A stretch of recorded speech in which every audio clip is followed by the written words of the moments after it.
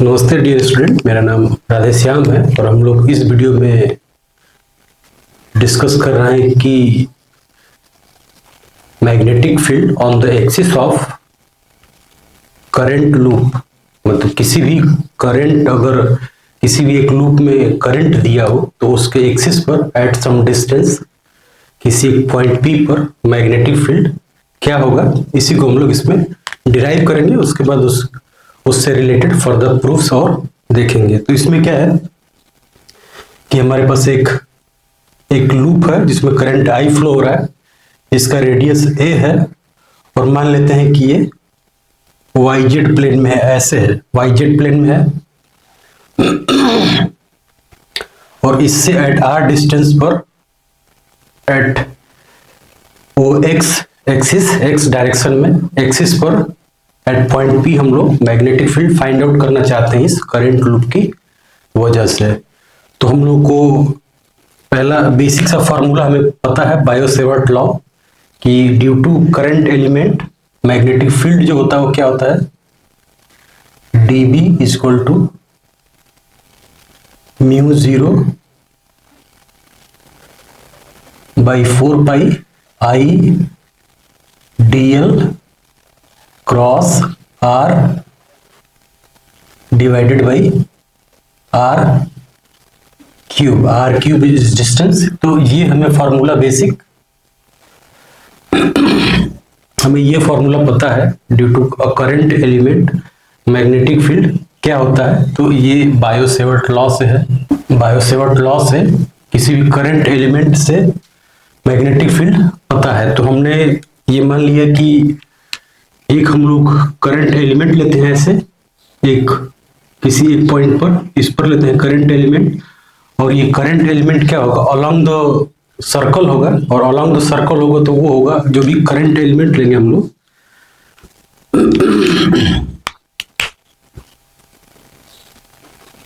Current element ले रहे हैं आईडीएल। ये जो करंट एलिमेंट होगा ये होगा इन इसी प्लेन में होगा, वाई जेड प्लेन में होगा ये, ठीक। इसके बाद हम लोग यहां से इस करंट एलिमेंट से एक वेक्टर आर ले रहे हैं, पोजीशन वेक्टर आर। इस पॉइंट को ज्वाइन करेंगे तो जो मैग्नेटिक फील्ड होता है हमें ये पता है कि इस करंट एलिमेंट के भी परपेंडिकुलर होगा और इस आर के भी परपेंडिकुलर होगा। तो हमें ये पता है कि करंट एलिमेंट ऐसे है, आर ऐसे है, तो आर इज, तो इसका मतलब कि आर वेक्टर जो है वो क्या है, ये हमारा है एक्स वाई प्लेन में है,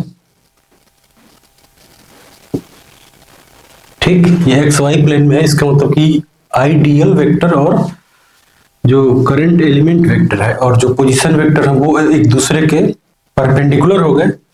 तो इस केस के लिए हम लोग इसको फर्दर लिख सकते हैं,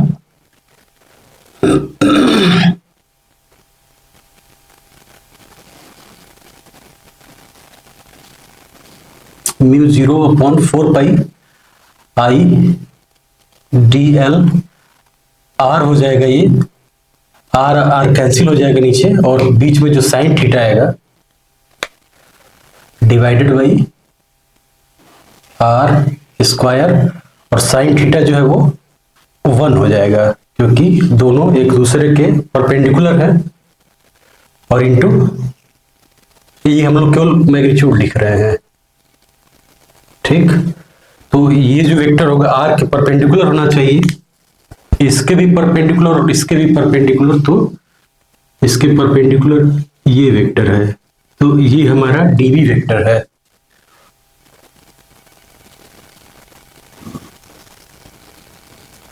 dB vector due to current element हमारा इस आर के परपेंडिकुलर है, ये लाइन 90 डिग्री के एंगल पर है। तो हमें ऐसे ही हर एक छोटे छोटे करंट एलिमेंट लेने होंगे, और हर एक करंट एलिमेंट की वजह से यहाँ पर जो मैग्नेटिक फील्ड होगा वो उसको जोड़ना होगा, वेक्टर एडिशन करना होगा। तो हमें ये दिख रहा है कि अगर हम लोग डायमेट्रिकली अपोजिट पॉइंट ले लें तो ये करंट एलिमेंट अगर अंदर की तरफ जा रहा है तो ये वाला इसमें बाहर की तरफ जाएगा, और उसकी वजह से जो मैग्नेटिक फील्ड होगा वो ठीक इसके उल्टा होगा। इस लाइन को ज्वाइन कर दें अगर,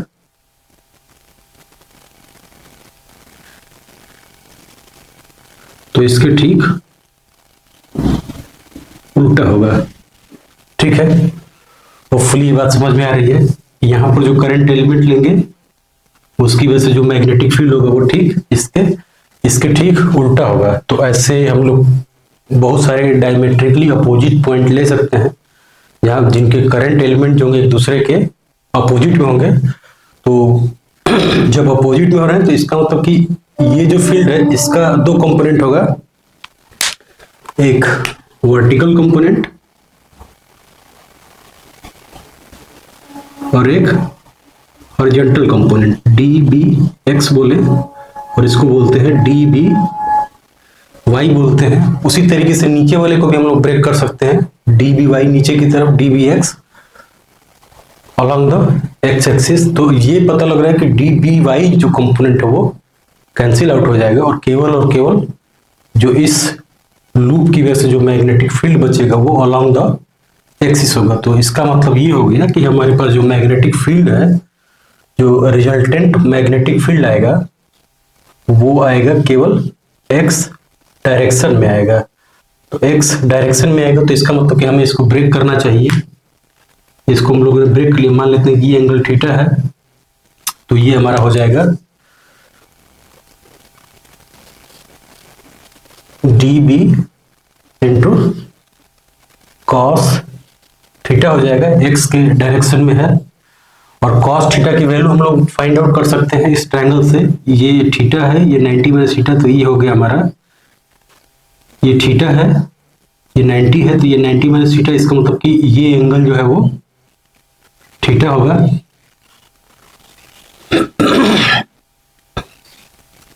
तो हम लोग ये बोल सकते हैं कि कॉस थीटा की जो वैल्यू है वो क्या हो जाएगी इस ट्रायंगल से हो जाएगा a by small r, base by hypotenuse, a by small r. ठीक है, तो इसको हम लोग अब लिख सकते हैं यहां से mu 0 upon 4 pi I D L, cos theta की वैल्यू लिख लेते हैं a बाई आर लिखेंगे तो ये हो जाएगा टोटल आर क्यूब हो जाएगा D B x.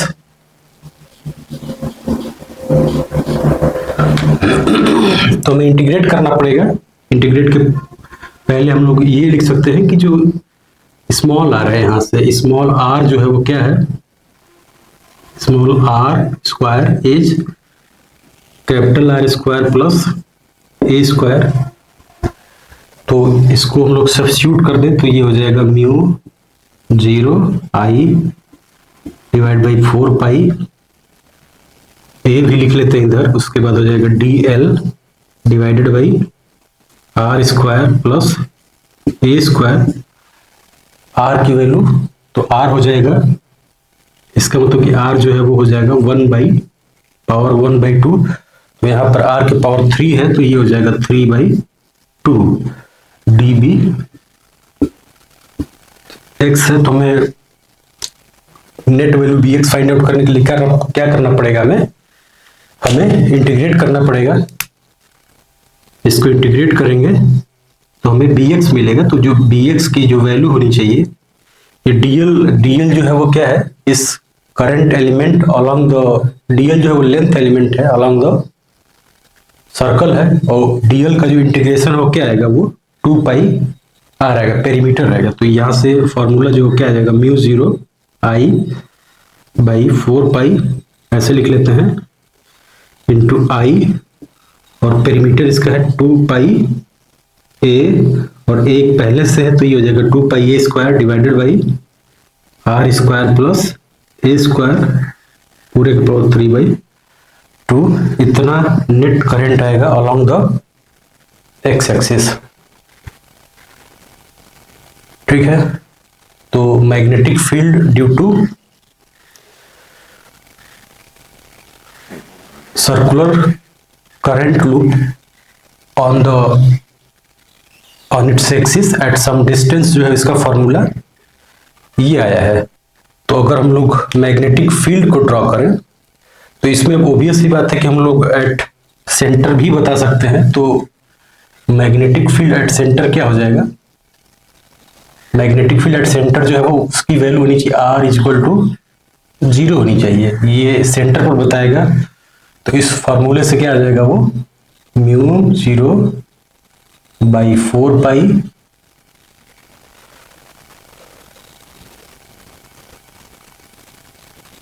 Are, capital R की वैल्यू हम लोग 0 रखेंगे यहाँ पर, तो कैपिटल आर की वैल्यू 0 रखेंगे तो ये हो जाएगा 2 pi A square I divided by a cube हो जाएगा। यहाँ से आर की वैल्यू 0 रखेंगे तो ए क्यूब हो जाएगा, तो ए क्यूब और आर स्क्वायर कैंसिल आउट हो गया, तो इसका मतलब कि ये आ गया mu 0 by 4 pi I 2 pi cancel, ये हो जाएगा 2 पाई कैंसिल, तो ये 2 हो जाएगा, ये सिंपली हो जाएगा 2a हो जाएगा। म्यू 0 आई 4 पाई ए स्क्वायर कैंसिल हो जाएगा, तो ये 2 बचेगा यहाँ पर, तो म्यू 0 आई बाई 2a बच रहा है, जो कि हम लोग पहले ही इंडिविजुअली हम लोग निकाले हैं कि magnetic field at the centre of current carrying coil जो होता है वो म्यू 0 आई बाई 2r होता है, हमने ये पहले से कैलकुलेट कर रखा है। तो इससे ये पता लगता है कि magnetic field at some distance capital R जो है वो अलोंग द एक्स एक्सिस है, उसके एक्सिस के एक्सिस से पास होती हुई लाइन से, या एक्सिस पर बोले तो हम लोग ये पता है कि मैग्नेटिक फील्ड लूप फॉर्म करते हैं। तो अगर हम लोग मैग्नेटिक फील्ड लाइंस को दिखाएं एक करंट कैरिंग लूप से, मान लेते हैं करंट इसमें ऐसे है, ठीक, करंट अगर इसमें तो हम लोग ऐसे हाथ करेंगे उंगलियों को, तो ये बाहर की तरफ मैग्नेटिक फील्ड आ रहा है, ठीक है। लेकिन इसको ऐसे हम लोग दिखाते हैं,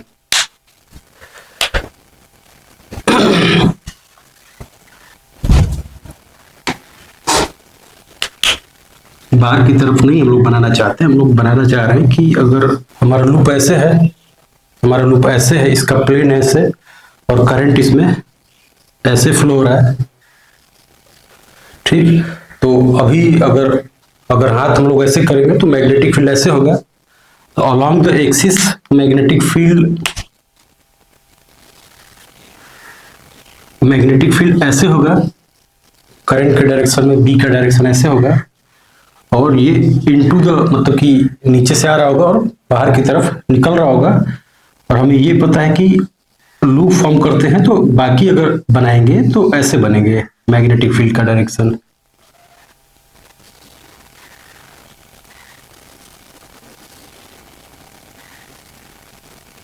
केवल सेंटर पर जो लाइन है मैग्नेटिक लाइंस वो सीधी होंगी, बाकी हर एक लाइन एक सर्कल फॉर्म करती है, ठीक है। होपफुली इस डेरिवेशन में कोई इशू नहीं होगा, इस डेरिवेशन में कोई इशू नहीं है, मैग्नेटिक फील्ड का हमने डायरेक्शन दिखा लिया। अब उसके बाद हम लोग ये जानते हैं कि एक किसी भी करंट कैरिंग लूप जो होता है उसमें वो असल में एक मैग्नेटिक डाइपोल मूवमेंट है, एक मैग्नेटिक मूवमेंट है।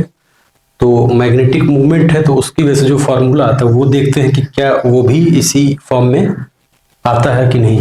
तो इसमें नेक्स्ट सब टॉपिक जो है वो क्या है कि करंट लूप, मतलब we want to find out magnetic field assuming that the circular loop is a magnetic dipole moment, मतलब कि सर्कुलर लूप जो है dipole movement, magnetic dipole movement की तरफ अगर एक्ट करता है तो उसकी वजह से जो मैग्नेटिक फील्ड होता है क्या वो इस फॉर्मूले से सही आएगा, मतलब दोनों फॉर्मूला सेम ही होना चाहिए।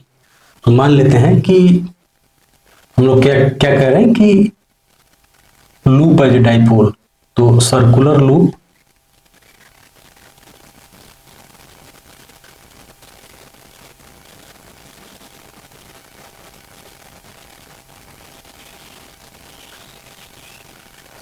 As magnetic dipole.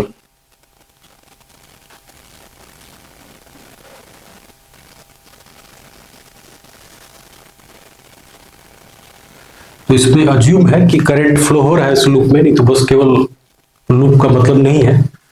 तो सर्कुलर लूप जिसमें करंट फ्लो, उसको डाइपोल की तरह ट्रीट करेंगे। तो अब इसकी वजह से मैग्नेटिक फील्ड निकालते हैं। तो अगर मान लेते हैं कि हमारे पास एक डाइपोल है, मैग्नेटिक डाइपोल है, इसमें मानते हैं कि करंट जो है वो I फ्लो कर रहा है, इसका रेडियस है A। तो हमें क्या पता है, हमें पहले से ये पता है कि जो मैग्नेटिक मूवमेंट का डिफिनीशन जो है वो, मैग्नेटिक मूवमेंट है वो क्या हो जाएगा, m equal to I into a होता है। तो आई ए की वैल्यू कितनी हो जाएगी, आई एरिया जो है वो हो जाएगा पाई ए स्क्वायर। ये मैग्नेटिक मूवमेंट हो गया। और ये मैग्नेटिक मूवमेंट कैसे है, ऐसे करंट फ्लो हो रहा है तो मैग्नेटिक मूवमेंट हमारा m ऐसे है, ये करंट I फ्लो हो रहा है। तो इसके एक्सिस पर एट पॉइंट P पर जो मैग्नेटिक फील्ड होगा वो हम लोग बता सकते हैं। हम लोग इस फॉर्मूले को यूज करते हैं अभी, और इस फॉर्मूले से अगर हम लोग देखें एट, अभी हमने डिराइव किया सर्कुलर लूप के लिए, तो at very large distance r, let's say that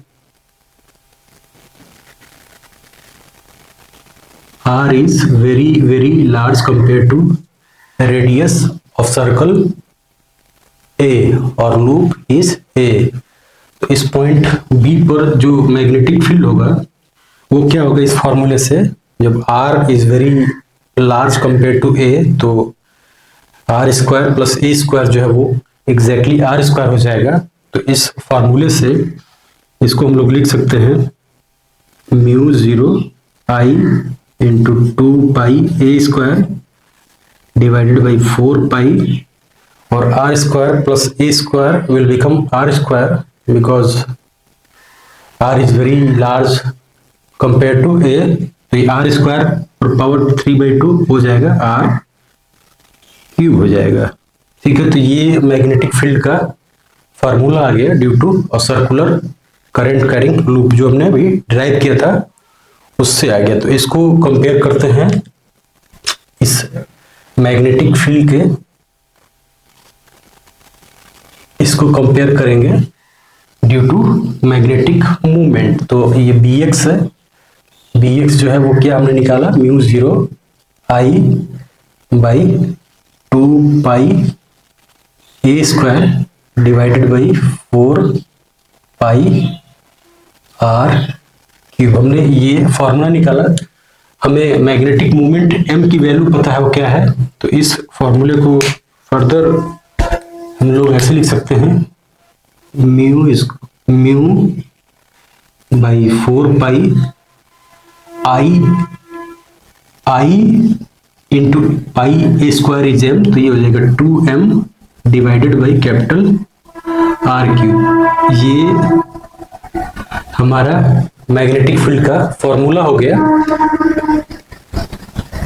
तो ये हमारा फॉर्मूला हो गया magnetic field due to magnetic movement और magnetic dipole movement at axial position. क्या है ये फॉर्मूला, क्या है, magnetic field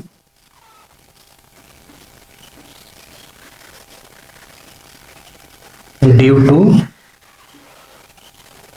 a magnetic dipole movement, या उसको हम लोग मैग्नेटिक मूवमेंट भी बोलते हैं, मैग्नेटिक डाइपोल मूवमेंट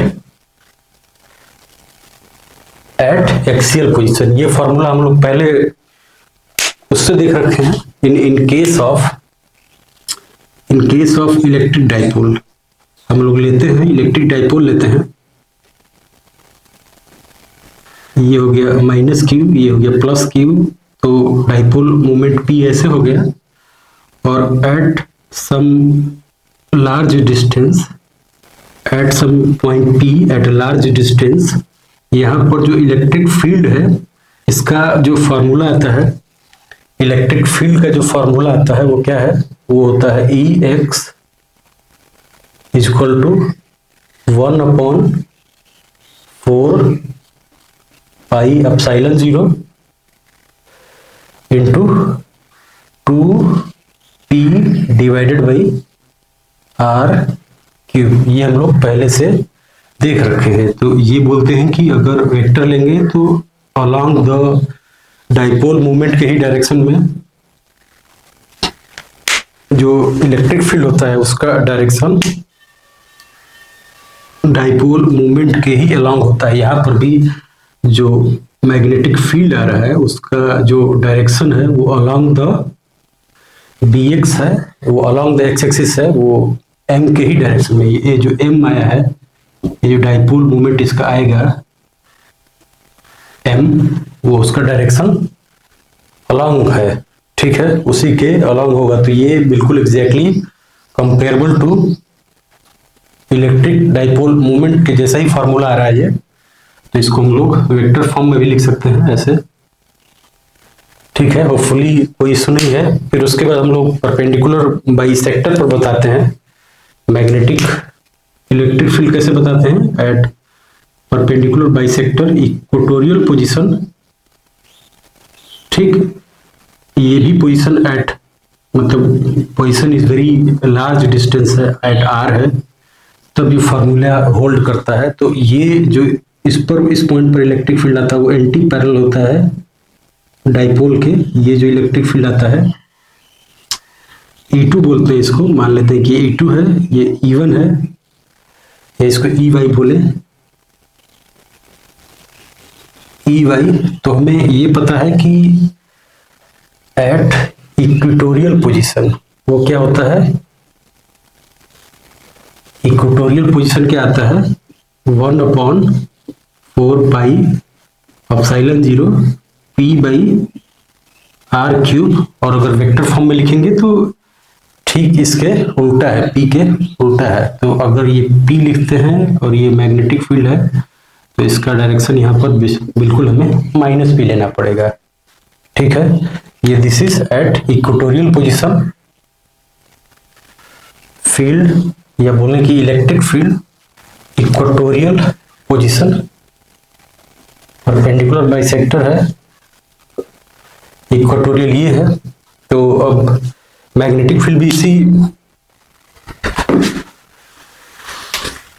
तो जब हम लोग मान रहे हैं ये डाइपोल मूवमेंट ही हो गया, करंट लूप एक डाइपोल है, मैग्नेटिक डाइपोल है, तो उसकी वजह से भी इसके इक्वेटोरियल पोजीशन पर जो होगा मैग्नेटिक फील्ड वो क्या होगा, वो होना चाहिए BY इज इक्वल टू μ0/4 पाई, ये हो जाएगा I नहीं लिखेंगे अब हम लोग m लिख रहे हैं, तो m divided by are cube. यहाँ पर ज्यादा सही माइनस होगा डायरेक्शन को जब लिखेंगे, तब डायरेक्शन नहीं लिख सकते हैं तो माइनस को हम लोग हटा सकते हैं। मैग्नीट्यूड जो होगा केवल μ0/4 पाई m बाई आर क्यूब। तो एग्जैक्टली सिमिलर है इलेक्ट्रिक डाइपोल के मैग्नेटिक डाइपोल या मैग्नेटिक मूवमेंट। तो जब भी सर्कुलर लूप होता है तो उसको एज अ मैग्नेटिक मूवमेंट मान के हम लोग ये फॉर्मूले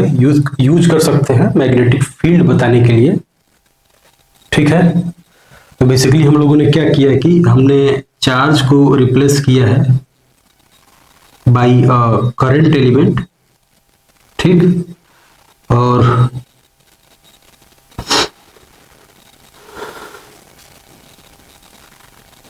ठीक है, और 1/ε0 जो है वो रिप्लेस किया है μ0 से, ठीक है, बस इतना है। उसके बाद हम लोग ये देख रहे हैं कि जो रिलेशन है इलेक्ट्रिक फील्ड का और मैग्नेटिक फील्ड का वो एग्जैक्टली सिमिलर है, ठीक है। तो हमें अगर क्या पता हो, अगर हमें पता हो इलेक्ट्रिक फील्ड डाइपोल की वजह से अगर इलेक्ट्रिक फील्ड पता है तो हम लोग एग्जैक्टली बता सकते हैं magnetic field due to magnetic dipole moment. Similarly वो जो पोटेंशियल एनर्जी का फॉर्मूला है वो भी सेम ही होगा, जो टॉर्क का फॉर्मूला होगा इन फील्ड, जैसे कि फील्ड में क्या बोलते हैं कि इलेक्ट्रिक फील्ड में किसी डाइपोल को जब रखते हैं तो उस पर जो टॉर्क लगता है वो P क्रॉस E होता है। तो सिमिलरली इस पर मैग्नेटिक फील्ड में अगर यूनिफॉर्म मैग्नेटिक फील्ड में अगर एक मैग्नेटिक मूवमेंट को रखते हैं या लूप को रखते हैं तो उस पर टॉर्क लगेगा जिसकी वैल्यू है M क्रॉस B है। और पोटेंशियल एनर्जी का फॉर्मूला क्या है इन केस ऑफ जब एक इलेक्ट्रिक डाइपोल को रखते हैं इलेक्ट्रिक फील्ड में, यूनिफॉर्म इलेक्ट्रिक फील्ड में, तो वो पोटेंशियल एनर्जी का फॉर्मूला आता है माइनस P डॉट E आता है, where at 90 degree is reference potential. तो एग्जैक्टली इसमें भी आएगा potential energy due to magnetic field in the magnetic dipole जो होगा वो होगा माइनस M डॉट B, और रेफरेंस पोटेंशियल जो होगा वो 90 डिग्री का एंगल है उसमें, जो when both are perpendicular to each other. ठीक, तो एकदम सिमिलैरिटी है। होपफुली ये यूजफुल होगा।